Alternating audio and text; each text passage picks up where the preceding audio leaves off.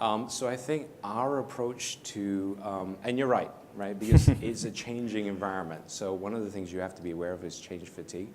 So one of the things that we're doing is we're bundling our changes into core processes, right? So you lump the changes into windows where you do something, right? Because you don't want to be doing you don't want to be changing something every month.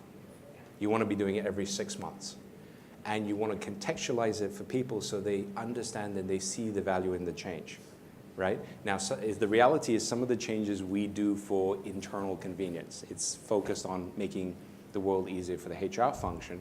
But usually what we try and do is we say, okay, we're going from here to here, right? So for example, we're a couple of months away from doing our mid-year performance review, but we're bundling a whole set of changes into the performance review, right? So it's not just, it's a release, and it'll have multiple things that are changed. So we're doing actually changes to EC at the same time, but it all goes live as part of performance review. So it's not a change this month, a change next month, a change the following month. It's a whole bunch of changes at this particular point in time. So I think that becomes more acceptable to people, right?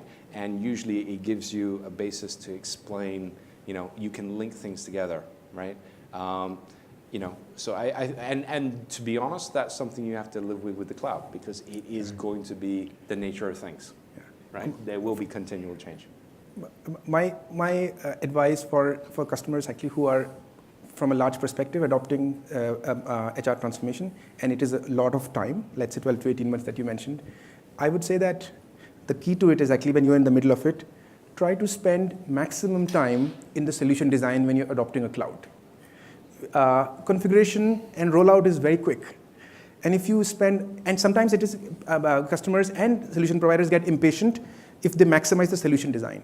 But trust me, if we maximize the solution design, the configuration is very quick in a cloud, and the rollouts actually will become seamless.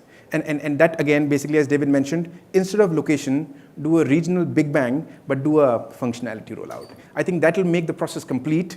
And then you will be able to see and probably do a delta review of next rollout of the same functionality, which didn't work in the beginning, rather than basically doing it. Of course, I think